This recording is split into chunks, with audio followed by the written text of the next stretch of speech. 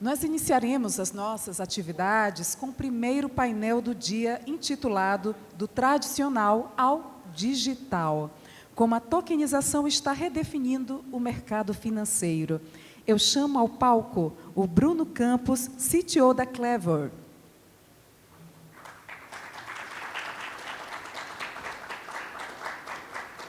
Jonatas Montanini, co-CEO da Zuvia.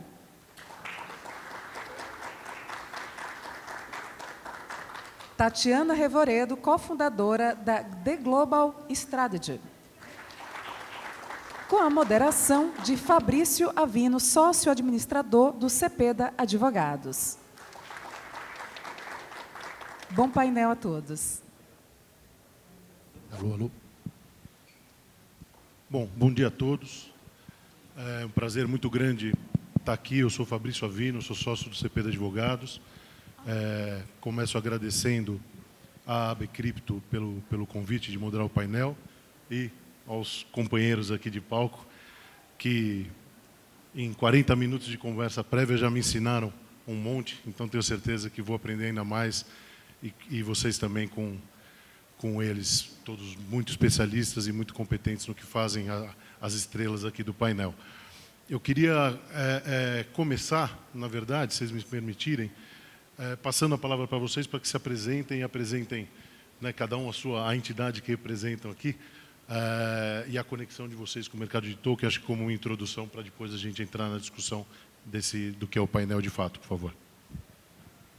Bom dia a todos, eu sou a Tatiana Revoredo, eu sou membro fundadora da Oxford Blockchain Foundation, eu estou nesse mercado desde 2016.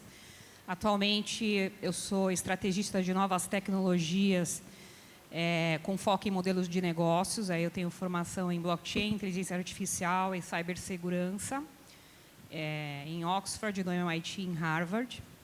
E eu tenho acompanhado também a parte regulatória, porque eu sou representante do European Law Observatory on New Technologies. Então, acho que eu vou colaborar mais com essa questão regulatória. Não é pouca coisa, não é pouca coisa. Olá, bom dia. Meu nome é Jonatas Montanini, sou um dos fundadores da Zuvia. A Zuvia é uma empresa de tecnologia e investimentos, né, em ativos tokenizados. A gente também está no mercado há mais ou menos 2 anos e meio. Iniciamos as operações num modelo mais disruptivo, que é o Web3, e esse ano a gente decidiu ir para o mercado um pouco mais tradicional, com a tokenização de ativos e a parte de distribuição e investimentos, como diversificação e educação financeira. Então, hoje, a Zuvia ela atua numa frente bem forte na tokenização de ativos, e aí a gente fala de ativos tradicionais e ativos de mercado, é uma das pautas aqui do painel, e na tecnologia e na distribuição desses investimentos. Bom dia, meu nome é Bruno, mais conhecido como Baiano, como todo mundo me conhece. E dá para notar, né, o único sotaque um pouco diferente aqui do palco. E sou da Clever, sou CTO da Clever. Estou nesse mercado aí desde 2016, nós estamos. Né, e a Clever é uma empresa que provê infraestrutura Web3. Então, tudo que você pensar de Web3 a gente já construiu. Desde hardware wallet a um blockchain. Então, o que você precisar ou pensar de usar em Web3, estamos aqui. Legal, muito obrigado. Eu comentei, eu sou sócio do escritório de advocacia do Cepeda Advogados e é um escritório que não é um nativo digital. Né? O nosso escritório é um escritório que nasceu há 20 anos atrás, focado no mercado de investimento e que, como todo mundo que atua nessa área, não pôde deixar de trazer um olhar para esse mercado. E esse criptorama está num momento especialmente interessante, né? Porque a gente, na semana passada, teve alguns eventos importantes, emblemáticos do ponto de vista que o advogado gosta, que é de regulação, com as consultas que saíram do Banco Central e com a aprovação na Câmara do projeto de lei que cria a segregação dos ativos, né, dos clientes em relação às custódias, aos VASPs. Né? E tudo isso, né, eu acho que vem, do meu ponto de vista, vem numa direção muito positiva, e acho que foi recebido de uma forma positiva pelo mercado, mas num viés, e isso já foi uma parte desse pequeno aprendizado que eu tive aqui com os colegas, que isso muito com o viés do mercado de ativos tradicionais, né? Quando a gente pensa no buy side aqui, no fundo de investimento que vai comprar criptoativos, ou para essa tokenização de ativos financeiros, de valores imobiliários, que já está acontecendo, né? Na verdade, a gente tem alguns casos ali no escritório, mas que não trazem em si, vou arriscar dizer isso aqui, uma grande inovação, porque eles estão ali já cercados, né, pelas fronteiras das regras que se aplicam a valores imobiliários, e agora, né, na linha do que está vindo a sugestão de regulamentação das regras que vão se aplicar para os prestadores de serviço, que é um modelo interessante, né, para não limitar o ativo, a tecnologia, mas é um modelo sujeito a visões diferentes. E com essa visão diferente que eu queria começar com a Tatiana, se ela puder, por favor, explorar um pouquinho isso. Tatiana, qual que é a sua visão em relação aos efeitos da regulação em relação aos ativos tradicionais, mas também a essa bifurcação que são os ativos, né, descentralizados, e quanto você vê como promissora ou não a regulamentação que está se propondo agora. E aí, se eu já puder, e aí eu estendo, claro, para Jonatas e Bruno também comentarem em cima disso, e trazerem também a visão das tecnologias, né? Então, o quanto isso é um limitador das tecnologias e dos serviços que vocês potencialmente poderiam estar desenvolvendo, absolutamente ou no Brasil, e eventualmente vocês precisam achar caminhos diferentes por conta dos limites que a gente tem aqui.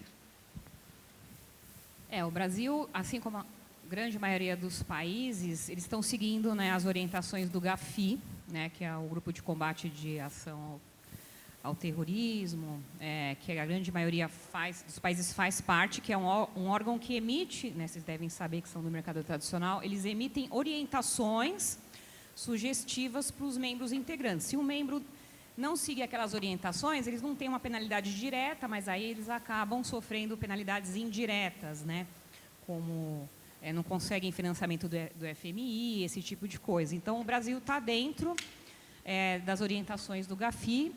O GAFI é um órgão internacional que emitiu a sua primeira orientação sobre criptoativos lá em 2015, com uma atualização em 2019 e depois em 2021. Então, essas regras que foram aprovadas, a legislação e o Banco Central está seguindo, né, essas orientações. Mas o que eu percebo, você me perguntou da diferença do Brasil e lá fora, trazendo o exemplo de Dubai, que eu estou acompanhando bem de perto, aqui no Brasil a gente está focando muito na tokenização de ativos tradicionais, ou seja, em CeFi, que seria Centralized Finance, finanças centralizadas. E aí o que é isso, né? As finanças, né, os produtos tradicionais que usam plataformas DLT, blockchains privadas, para oferecer produtos usando essas novas tecnologias, mas com uma governança de finanças tradicionais, ou seja, centralizadas, o que vai totalmente contra a DeFi, né, que é Decentralized Finance, finanças descentralizadas, que é a nova, vamos dizer assim, é para onde o mundo está caminhando. E por que eu digo isso? Porque a gente está encaminhando para uma internet que vai ser a Web3, que é uma internet descentralizada. Então, o que eu vejo é que se a gente criar uma regulação muito focada no que a gente já tem, nos ativos tradicionais, a gente vai incorrer no mesmo erro que a União Europeia cometeu quando criou o GDPR, a Lei de Proteção de Dados da União Europeia. E lembrando que as novas gerações, se a gente pegar a galera aí de 20 anos para baixo, ela já está dentro de DeFi, ela já está investindo em criptoativos. Ela não vai investir em mercado de ações, ela não vai querer saber de debenture. E a gente está numa mudança de geração. Então, nossa regulação pode atender o mercado hoje, mas daqui 10, 15 anos, no máximo, não vai atender. Então, é isso que eu tenho percebido. E aí eu acho que Dubai, ou mesmo a União Europeia, que trabalha junto com as novas empresas como a Clever, né, e a empresa do Fabrício, os reguladores trabalham junto com empresas que estão voltadas para a Web3. E eu acho que é esse o caminho que o Brasil deveria seguir. E talvez a gente ainda não esteja indo por aí. Mas A gente sabe que a tecnologia ela anda mais rápida que a regulação. E aí você vai criando modelos de negócio que a tecnologia ela propõe e ela é muito mais rápida, ela anda muito mais rápida. É importante que a gente tem que estar olhando é o seguinte: o regulador, ele fazendo consulta pública, o regulador fazendo sandbox e dando atenção a essas startups, esses novos modelos de negócio e dando atenção para essa inovação no mercado, ajuda muito a fomentação de inovação e tecnologia e até de mudança para a nova geração que está vindo. Então, quando a gente fala, eu estou até vendo aqui, do tradicional ao digital, a gente tem duas coisas bem importantes aqui, e é uma das coisas que a própria Zuvia faz. A primeira coisa é pegar um ativo tradicional e digitalizar ele de uma forma tokenizada. E aí a gente usa palavras bonitas como segurança, transparência e coisas imutáveis, que muitas vezes não significa nada, mas é importante saber que isso está sendo digitalizado de alguma forma. E aí a gente pensa em o ativo tradicional, ele não deixa de ser tradicional. Uma debênture não deixa de ser uma debênture, um crédito privado não deixa de ser um crédito privado. A outra coisa que a tokenização ela vem ajudando bastante, e aí é uma das coisas que a gente acredita mais, é no desenvolvimento de novos produtos de investimento, e esses novos produtos de investimento seguem as suas próprias particularidades.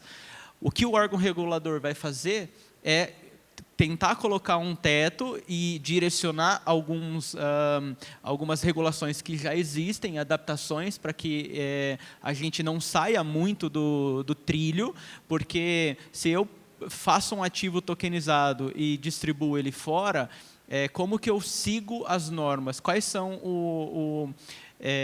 a regulação que eu devo seguir? Será que um americano pode investir através desses ativos tokenizados utilizando o SDT?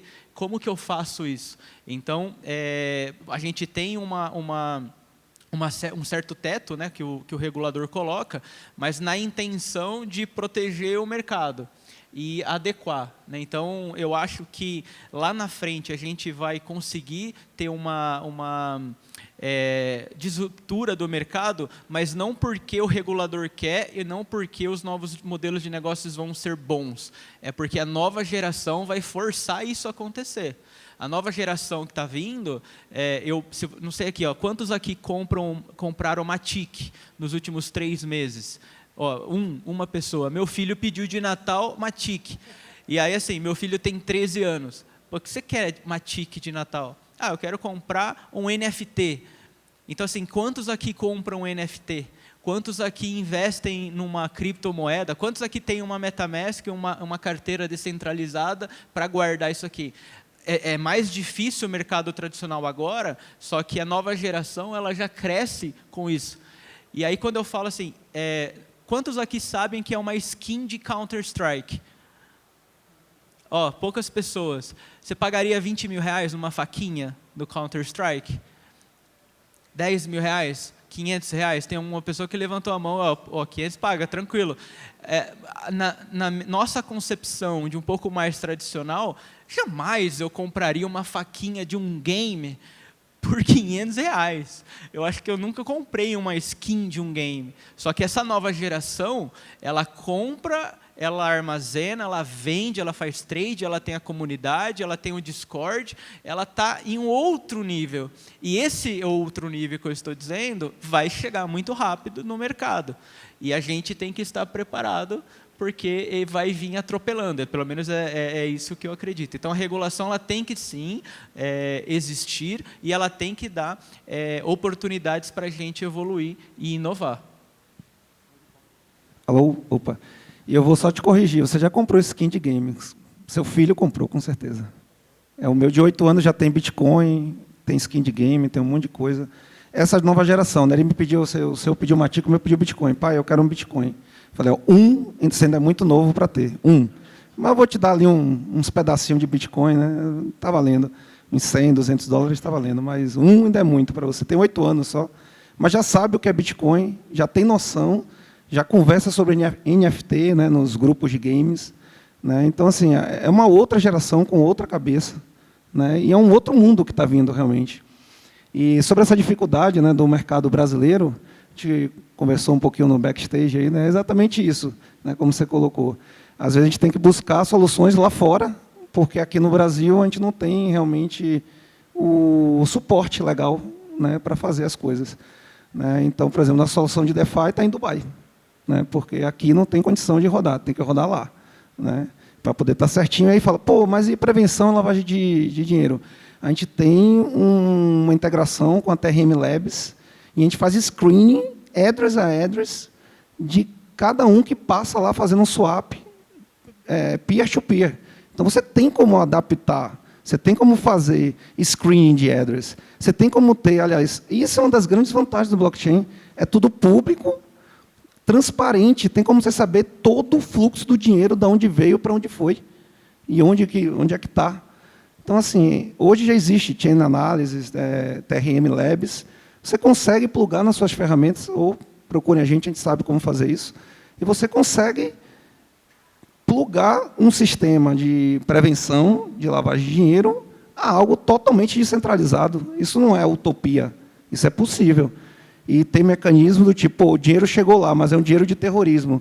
Beleza, então é uma wallet ali que você vai criar só para aquela operação, vai barrar e vai avisar a autoridade, porque normalmente já tem um processo em cima daquilo e tal, ou vai devolver o dinheiro para quem chegou, enfim, vai seguir o fluxo da regulação, né, do que é pedido. Então é possível. Né? Eu acho que os órgãos reguladores têm que estar atentos, têm que ouvir realmente, como o Jonathan colocou, né, os players, como a gente já está fazendo, para poderes entrarem na onda e não ficarem atrás dessa geração que está vindo aí, que vai querer Bitcoin, cara. Não vão querer coisas tradicionais.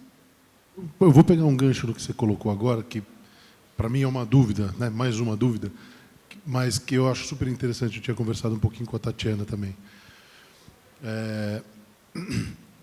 Eu acho que um ponto interessante do que você traz é como se encaixa nessas figuras do mercado tradicional nessa nova realidade. Né? Até olhando um pouquinho para as consultas que saíram, você olha lá, o papel do custodiante é um papel de validar o que está custodiado na tecnologia. Né? Você fala, pô, isso soa como uma redundância. Né? Será que eu preciso disso mesmo? Então, fico com a sensação do que a Tatiana falou, né? De que a gente está tentando encaixar uma estrela no quadrado algumas vezes aqui, que não vai acontecer. Mas a pergunta que eu queria fazer, Bruno, se eu puder começar por você, até porque você trouxe isso, é o seguinte. Independente da geração, e aí eu concordo com vocês que tem essa geração que vai chegar querendo isso, mas a gente tem uma geração hoje que está interessada nisso e que talvez não esteja em toda a sua intensidade ainda investindo, porque tem receio do desconhecido ali ainda. E aí a pergunta acho que vem em duas camadas. Eu vou começar pela primeira, dividida em tecnologia e regulação. Como é que dentro desse ambiente mais solto, mais desregulado, né, descentralizado, vou usar a palavra certa aqui, eu consigo dar segurança para emissores e investidores de que o que está combinado é o que vai acontecer e a tecnologia em si é suficiente, a tecnologia prescinde de regulação. Até pegando de novo aqui, Tatiana, se você puder trazer um pouco do que acontece lá fora. Então, queria ouvir vocês nisso um pouquinho. Muito legal. Na verdade, a tecnologia vem endereçar isso. Né? Porque a tecnologia, justamente, a partir do momento que o Vitalik lá criou os smart contracts, né, é possível você estabelecer contratos, né, e é possível você programar esses contratos. Então, o que significa isso? Vai acontecer aquilo que foi combinado. Não tem como você fugir disso. E melhor que isso, você não precisa confiar numa terceira pessoa, numa terceira entidade. Isso está programado para acontecer. Não tem como você fugir. Né? Então, por isso, a tecnologia endereça exatamente esse ponto, né, que é tão preocupante dos investidores. Pô, eu vou criar um real world asset, né? Eu vou criar uma tokenização mesmo de algo real. Mas só quem pode, como o Jonathan colocou aqui, exemplo, só quem pode ter esse ativo tem que ter CPF. Então, você pode programar um smart contract que vai acessar um DAO, que vai validar os dados da pessoa e só vai realmente transferir aquele asset para aquele address que tiver autorizado. Né? Isso é possível você programar, né? Dentro de smart contracts, é possível você colocar, operar dessa maneira. E aí, sim, a tecnologia vem de maneira graciosa para isso. Ela é feita para isso. Né? E endereça exatamente essa questão. Vai acontecer como está programado, vai acontecer como está no smart contract. Né? Lógico que tem outros desafios aí de segurança, de manter a segurança do smart contract, de manter ele auditado, manter ele bonitinho, para que ele não seja hackeado e, sim, você possa ter esses tokens, ou esses seus ativos, né, perdidos. Mas você fazendo tudo bonitinho, você tem o mesmo risco centralizado, até pior, você tem um ponto único de falha. Né? Mas, nesse caso, como sempre, você vai ter que ter alguns cuidados, né? Principalmente o ponto de cibersegurança, né? Que eu também sou fã. Então, assim, sempre você vai ter que ter um certo cuidado ali, mas, cuidando dessa parte, a tecnologia está aí para isso, exatamente para garantir que isso vai acontecer, que tudo que está combinado e está programado dentro do smart contract vai acontecer, vai ser executado. Então, a tecnologia veio para isso. A resposta está lá. Pelo meu lado da Zuvia, eu vejo duas coisas importantes. A primeira é o histórico de transações, é o histórico do que está acontecendo, né? Porque uma pessoa não consegue fazer uma auditoria num smart contract, ou ela não tem esse conhecimento para entender que aquilo enfim, é seguro e tal. Então, você vai ter a confiança das instituições ou das empresas que participam. As empresas novas que vão surgindo, ela precisa de histórico, ela precisa de parceria estratégica, ela precisa de um setor ali dentro dela que tem talvez umas análises de compliance, ela precisa seguir QIC, PLD, enfim, ela precisa seguir algumas regras. Quando a gente falava há quase 2 anos atrás de ativos tokenizados, olha, vem aqui na Zuvia, você vai ter um acesso a um ativo tokenizado, a um token de um recebível. Eu tinha que explicar que era a Zuvia, eu tinha que falar quem que estava, quem eram as pessoas que estavam envolvidas, eu tinha que mostrar um histórico, eu tinha uma série de coisas a se fazer para mostrar a confiança do mercado.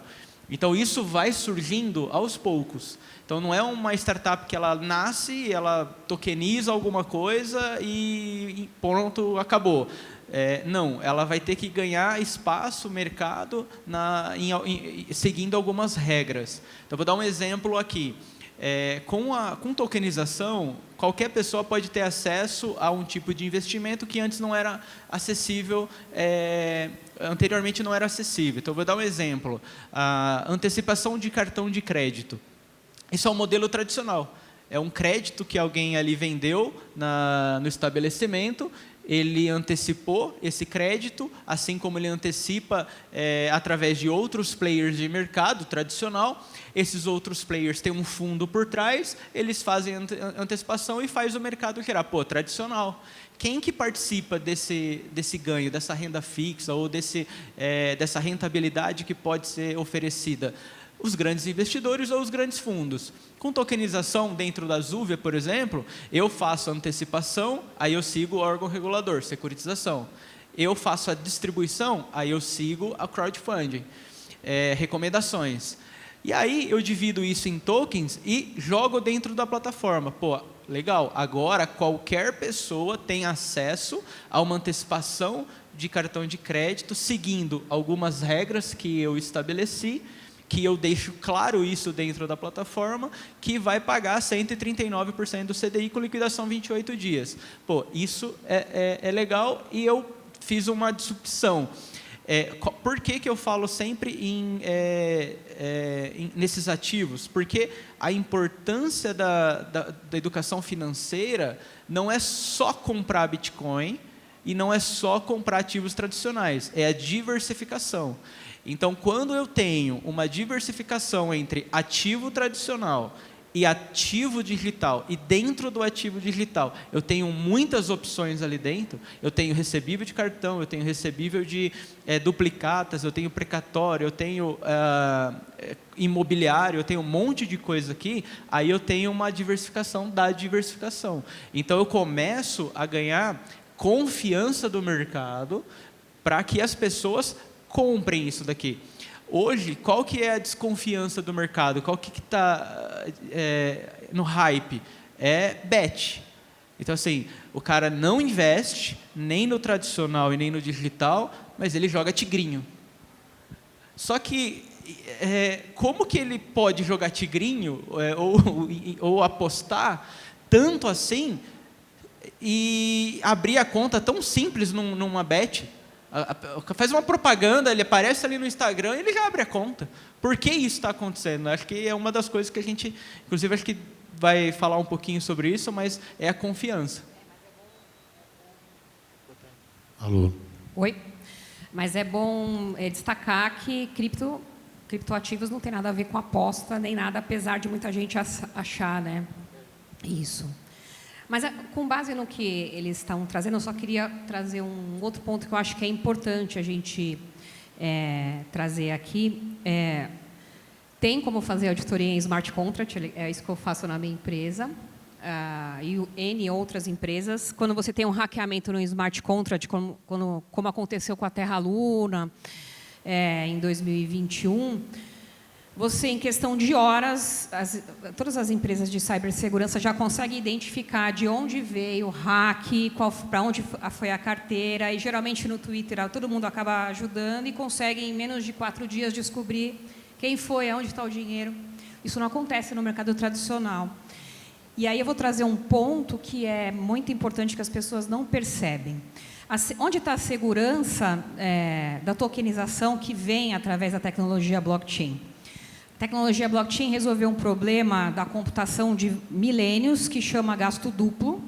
Você não conseguia ter um único ativo digital na internet, então por isso você precisava de intermediários. Então, quando você manda uma foto do WhatsApp, quando eu mando uma foto do WhatsApp para alguém, fica uma cópia no meu celular daquela foto e você está enviando a cópia. O que blockchain trouxe? Por isso possibilitou a tokenização de ativos com segurança, né? Porque a tokenização sempre existiu, mas o pulo do gato é a tecnologia blockchain.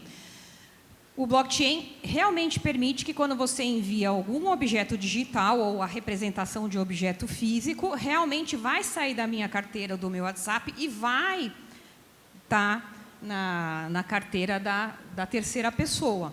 E aí que está a beleza disso tudo. Como ele conseguiu isso? Com 3 coisas: descentralização, mecanismo de consenso ou algoritmo de consenso e redes peer-to-peer, né?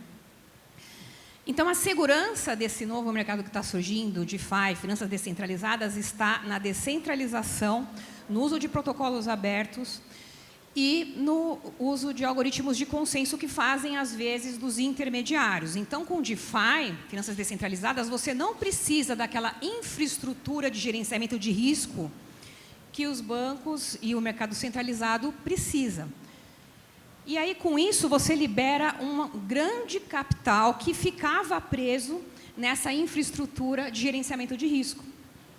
Outra coisa que eu acho interessante em finanças descentralizadas é que, além de você liberar esse capital que ficava bloqueado, você torna o investidor um coparticipante.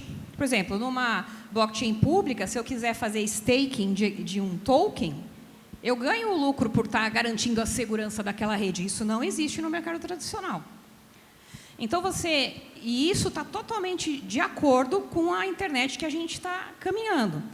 Lá nos anos 60, quando os tecnólogos da internet imaginaram e perceberam para onde a internet poderia chegar, eles falavam que a gente ia caminhar para uma sociedade, para uma era de convergência, que é o quê? Novas tecnologias como inteligência artificial, blockchain, IoT, potencializando umas às outras e levando a gente para um mundo digital, que hoje a gente já está, mas está engatinhando ainda. Então, metade da economia do mundo vai rodar no digital e a outra metade vai rodar no físico, com uma simbiose do físico com o digital. Então, é importante a educação, né, como o Jonatas mencionou, porque as pessoas não estão se dando conta que está tudo muito rápido e que isso vai chegar, já chegou, E aí a educação é fundamental para elas entenderem que cripto não é fraude, é o oposto. Blockchain surgiu justamente para evitar erro e fraude que o sistema tradicional não conseguia combater, porque aí você tem o intermediário, você tem a centralização. É muito mais difícil você hackear, por exemplo, uma rede Bitcoin, que tem 80 vezes a capacidade computacional do Google. É praticamente impossível do que você hackear uma instituição financeira, mas as pessoas não têm noção. Elas acham que Bitcoin é fraude e que banco é mais seguro, mas não é. Ah, porque não tem regulação? A regulação está no código de software. E aí o que eu percebo também... E fraude é fraude, né, Tatiana? Fraude Exato. existe no mundo tradicional e existe no mundo novo. Né? Empresas como a Chain Analysis, elas têm estatísticas que mostram que a maioria das fraudes no mercado financeiro, quase 90%, vem de ativos tradicionais e não de cripto. Mas isso, as pessoas não têm essa noção. Então, acho que era importante trazer. Tatiana, curiosidade, você mencionou Dubai, mencionou União Europeia. Nessa regulação deles mais aberta, né, mais preparada para o que vem pela frente, como eles tratam isso?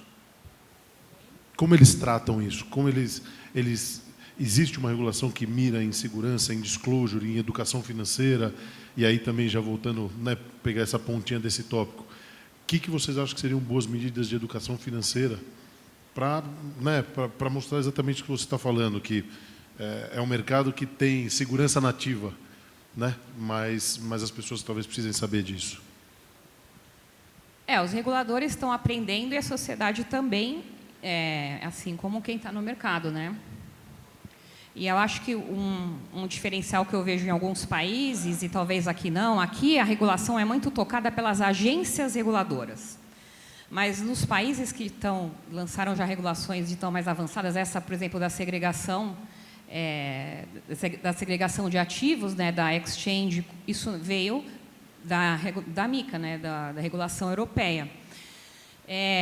O que eu percebo é que lá as discussões estão em nível do poder legislativo e não de agências reguladoras. Não está na mão do Banco Central, não está na mão da CVM só. Quem está tocando isso no Brasil é a CVM e Banco Central. Lá fora, não. Lá fora você tem, por exemplo, lá nos Estados Unidos, eu estava acompanhando as eleições americanas lá, mas eu participei também das discussões de uma regulação que chama Blockchain Infrastructure, que é justamente o uso de blockchain no mercado financeiro. E aí eu estava dialogando com Comitê Financeiro do Senado, ou Comitê Financeiro da Câmara. Você tinha CIA, SEC, lá? Tinha, mas eles fazem um papel muito específico ali. Eu estava dialogando com congressistas, né, e com a indústria. Aqui não, aqui tem evento que eu nem sabia que tinha, né, a gente estava até comentando isso. Aqui você não sabe, é muito fechado, é muito elitizado. A própria indústria não participa das discussões, fica muito voltado para agências reguladoras e quem está próximo delas, mas isso deveria ser amplo. Então, você poderia fazer uma regulação,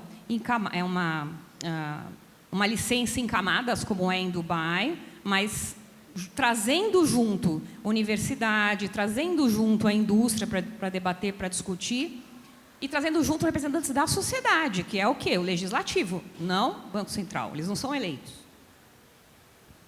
Acho que mais por aí. Entrando um pouco para o lado da educação, né, que você comentou, Fabrício, eu vou contar um caso rapidinho do que a gente tem feito na Zuvia. Quando a gente estrutura um ativo tokenizado e a gente dá acesso a esse ativo para as pessoas, para que elas comprem, e aí a gente coloca um ticket lá embaixo e fica totalmente acessível. O que nós temos percebido? Quando nós vamos nas empresas, onde a gente, juntamente com as empresas, a gente faz esse ativo tokenizado, os donos da empresa e os diretores têm acesso pelo entendimento dele do mercado financeiro e ele fala, pô, vale a pena eu comprar esse ativo, e ele compra. E o que está acontecendo agora? Ele vem até a gente e fala assim, eu quero dar acesso agora aos meus funcionários. Então, os meus colaboradores, eu quero também que tenham acesso a esse ativo, que é um crédito, é um recebível tokenizado, que a partir, sei lá, de R$ 25 a pessoa consegue ter acesso. Aí a gente vai e disponibiliza para o colaborador. Então, o que está acontecendo? Quando eu chamo o RH para conversar, ela fala assim, o meu colaborador não tem educação financeira. Ele gasta mais do que ele ganha, ele pede vale para mim todo mês, ele não entende sobre investimento e ele está atolado em dívida, estressado no trabalho, baixa produtividade e agora com esse negócio da Bet está jogando e está perdendo dinheiro. E aí, o que a gente percebeu? Não adianta eu só dar o acesso, eu tenho que dar o conhecimento na educação financeira, até no básico, porque no Brasil você não tem educação financeira nas escolas, você não tem educação financeira em nenhum lugar.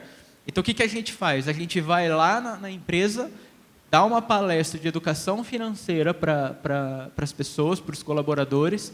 A empresa, ela pega um crédito ali, dá para cada um deles como forma de investimento e esses colaboradores, depois da palestra, abrem uma conta e começam a investir em ativos tokenizados. Eles começam a ter o acesso a que eles nunca tiveram antes. Aí sim, até estava lendo aqui, ó, como a tokenização está redefinindo o mercado financeiro.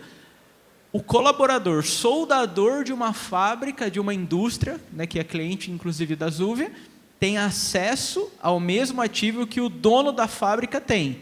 O colaborador, né, que está lá no chão de fábrica, ele tem o mesmo acesso que os diretores da empresa têm. A diferença é que ele teve um passo de educação financeira que a gente teve que propor, para ele poder ter esse acesso, ele vai pegar uma parte menor, diferente de uma pessoa que já está mais envolvida em investimentos. Então, a tokenização, ela redefine o mercado dessa forma. Agora, imaginem só que o ativo tokenizado, ele é da própria empresa. A própria indústria que tem um recebível, que tem ali uma estrutura que eu posso tokenizar, que eu posso pagar uns juros, em vez de eu pagar uns juros para um fundo, eu transformo isso em ativos tokenizados, em tokens, e disponibilizo para o próprio funcionário da empresa, aonde ele tem a confiança da própria empresa onde ele trabalha, para comprar aquele ativo, e a própria empresa pode ainda liberar um valor mensal para aquele funcionário dos ativos que ela está gerando por mês. Então, quase um equity. Exato, é quase um equity, né? Não é um equity, mas é uma nova modalidade, só que é uma redefinição de mercado. Por quê? Porque uma indústria que precisa de capital, ela vai, em vez de ela pagar uns juros para um banco, por exemplo, ela divide esse rendimento com o seu próprio funcionário. E eles têm o acesso a isso. Então, dentro da Zuvia, eu consigo fazer um pacote completo, como eu digo, né, de ir até a empresa, estruturar um ativo que é tradicional, mas é um ativo que tem lastro. A empresa consegue oferecer isso para os seus funcionários e esses funcionários precisam de educação financeira, a gente entra também. Então, eu tenho que fazer o ciclo inteiro para poder trazer esse cara que nunca investiu, que está devendo uma conta de luz, por exemplo, a ter uma mentalidade de investimento e investir nos ativos tokenizados. E aí a gente começa a mudar o mercado, a redefinir. Hoje eu tenho algumas parcerias lá no interior de São Paulo, de indústrias que têm 400 funcionários, 500 funcionários, 200 funcionários. Eles abrem a conta e começam a mudar. Eu faço até um grupo de WhatsApp para eles, para mandar informações de ativo de mercado. Tudo tokenizado. Então, eles começam a ter um entendimento, assim, eu não invisto em CDB, porque é muito difícil entender esse negócio, mas um ativo tokenizado, que é uma duplicata aqui da minha empresa, onde eu trabalho, para ter um acesso ali por R$25, R$50, R$100, eu invisto, até porque é a minha empresa. Ela é o sacado, ela é o cedente. Então, você começa a trazer a tokenização para benefício real das pessoas, o que realmente faz a diferença na vida das pessoas. E a educação financeira, ela transforma a vida da pessoa. O que está acontecendo é que os colaboradores começam a falar para o pai, para a mãe, para o irmão, para o primo, para o amigo, e falam, na minha empresa onde eu trabalho, eles estão pagando num ativo tokenizado lá 1,3%. Olha só que legal. Você está no banco, você está ali, não é para sair de onde você está, mas é mais uma diversificação, é mais uma coisa que ela tem acesso. E isso a tokenização consegue trazer de uma forma avassaladora, que é dar acesso a esse tipo de ativo que jamais um colaborador de uma empresa teria. E aí você imagina o avanço disso, né? Não sei se já tiveram um caso lá de refi, já tem algum caso lá de financiamento quadrático, coisas desse tipo, né? Imagino que sim, porque nesse processo aí é o natural dentro do DeFi a gente ter esses casos de uso, né? E foi até pensando nisso, pensando um pouco nessa parte de educação, né? A gente na Clever, quando a gente criou o blockchain, a gente criou ele pensando que qualquer um poderia interagir com o blockchain. Então, por exemplo, vou criar um token aqui que seria um equivalente a RC20, né? Para você criar um token RC20 na vida real, você vai precisar de um smart contract, vai precisar auditar ele e vai gastar muito tempo com isso. Na Clever não, na Clever a gente simplesmente já criou o RC20 built-in, né? Tipo, já é nativo da própria blockchain, né? Com uma série de contratos já nativos, de staking, de pool, de uma série de coisas que você pode construir, né? Você que está tokenizando, dá uma olhadinha lá, você vai gostar. Porque já tem uma série de coisas prontas, né? Pensando nisso, pensando, o cara vai ter que aprender ainda, vai ter que auditar, vai ter que fazer. A gente pensou, não, já vamos fazer tudo pronto. O nosso código já é auditado pela Certic, né? Certic, já está tudo bonitinho, você só precisa usar. Você não precisa ficar criando, auditando, tendo que passar um bom período de tempo aí nesse pré-setup para sair. Lá não, a gente pensou nessa parte de educação, mesmo pensando nisso, em educação. Como é que a gente leva a Web3 de maneira facilitada, né? De maneira fácil, cara, 2, 3 cliques eu tenho um token, né? Eu não preciso codar nada. Quando você precisa de algo mais rebuscado, aí, a nossa blockchain não é EVM, você tem que construir lá um smart contract em Rush. Como a gente é cybersecurity nativo, a gente não optou por EVM, a gente optou por o que existe mais seguro. A gente não optou, falou, não, eu quero ter algo que seja difícil de ser hackeado, que seja difícil de dar problema, né? Então, a gente foi nesse caminho. E pensando nisso, pensando na facilitação, como chegar realmente no cidadão comum, no cara que está construindo um game, no cara que está construindo soluções de tokenização como a Zuvia. A gente criou uma solução feita para vocês, né? Feita assim, você não ter essa dor de cabeça com a blockchain. Sua dor de cabeça vai ser tocar esse business aí e dar palestra nas indústrias, fazer o que tem que fazer. Deixa a tecnologia com a gente, né? E facilitada. E legal assim, brasileiros, né? O time é praticamente 100% brasileiro, a gente está lá fazendo, e pouca gente às vezes conhece, termina optando ir lá nas redes gringas lá, mas tem um brasileiro aqui, cara, do seu lado, que construiu um blockchain Layer 1 seguro. Muito legal. A gente está em cima do tempo, queria, para não deixar passar, ver se tem alguma pergunta do público que alguém queira trazer. Vou levar o meu microfone até... Você leva? Obrigado. Oi?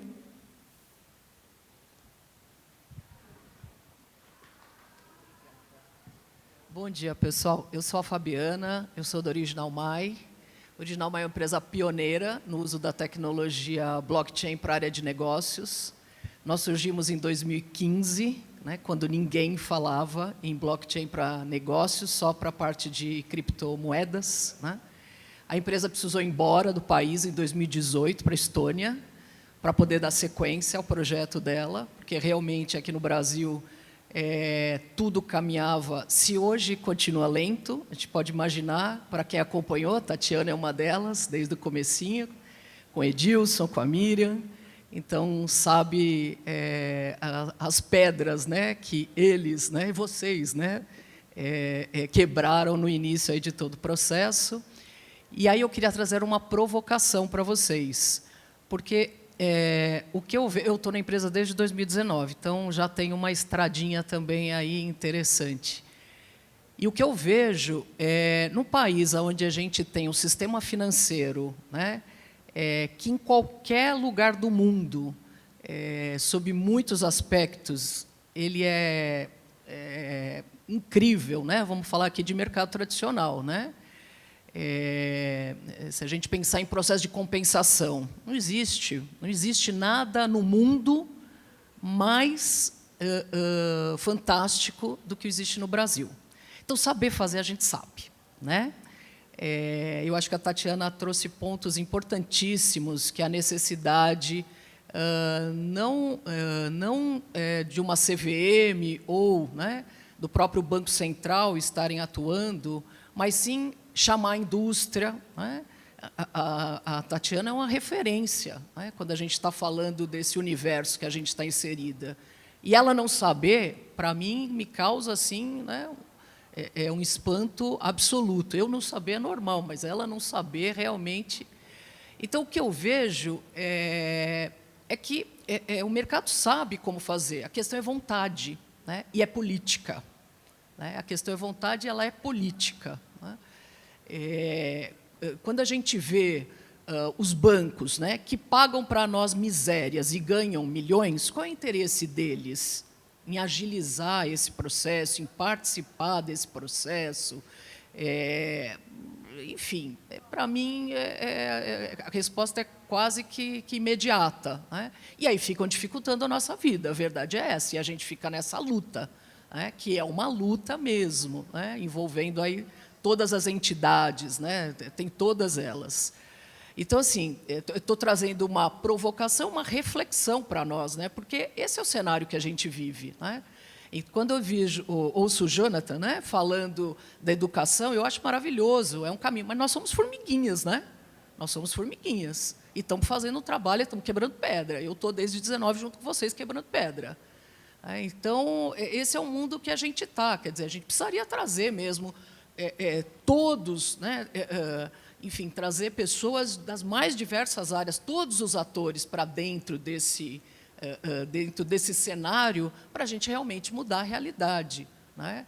Eu acredito, como todos vocês aqui, demais nisso tudo que a gente está vivendo e fazendo, e tanto é que estou aqui cada vez mais, né, mergulhada no tema. Mas, realmente, a gente enxuga gelo, para finalizar a minha fala. Até o Edilson foi embora porque ele tinha problema com regulação. Ele ia lançar um produto, recebia uma carta da CVM. Estava tudo certo, ele ia lançar, eu acompanhei isso aí. E aí ele está na Estônia, ganhando prêmios atrás de prêmios, trabalhando junto com o governo da Estônia, na identidade digital descentralizada. Podia estar ajudando o Brasil, está ajudando outro país. E ele é muito valorizado na Europa, muito. E a gente perdeu um crânio. Né?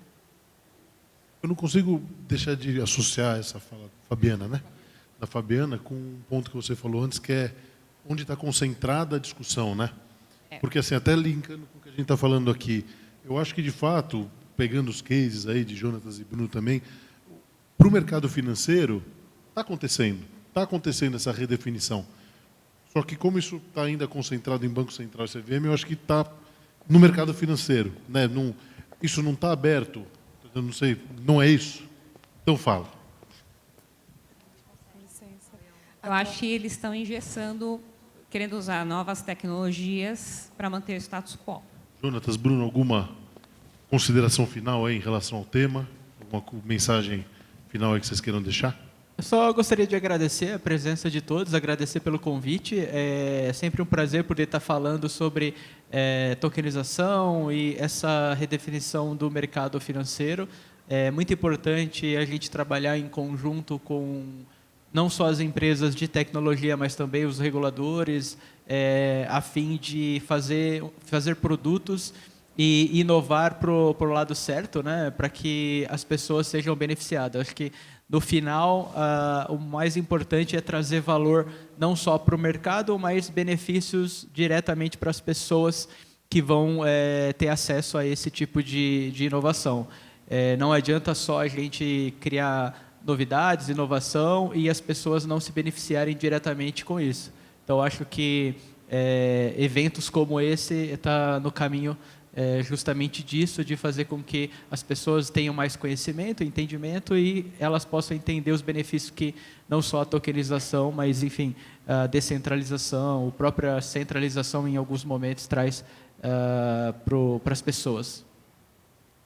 Eu também gostaria de agradecer, o Jonathan já falou, acho que tudo aí. Agradecer a presença, a oportunidade, o espaço que foi dado. E é isso, o DeFi tem muito potencial, né, para a gente levar para as pessoas mesmo, para os pequenos agricultores, a gente conversou isso no backstage, né, trazer, incluir, né, dentro do mercado financeiro os exclusos atuais. Né? O pessoal comentou ali, mas minha opinião é assim, eu acho que hoje o olho é só no big money, né, mas ninguém está olhando no small money, nos small caps, lá, os caras que estão... Sabe, o agricultor de laranja, o agricultorzinho de café ali no interior da Bahia. Ninguém está de olho nessa galera. E essa galera precisa de financiamento quadrático, precisa de refi, precisa de um monte de solução que a tecnologia pode trazer. Mas não tem ninguém de olho a levar esses benefícios, né, como o Jonathan colocou, para realmente a população, para o povo mesmo, para quem vai se beneficiar da tecnologia. Né? E é isso. Muito obrigado mesmo. Muito bom. São duas pontas, né? É a democratização do investidor e do emissor. Né? E do emissor, exatamente. A gente precisa de democratizar ambos, né? Não adianta democratizar só um lado, né? Tem que democratizar fim a fim. Muito legal. Obrigado a vocês, obrigado, Tatiana, pessoal. Obrigado a todos. Muito obrigado. Obrigada a cada um dos painelistas por compartilhar o conhecimento de vocês conosco. Muito obrigada.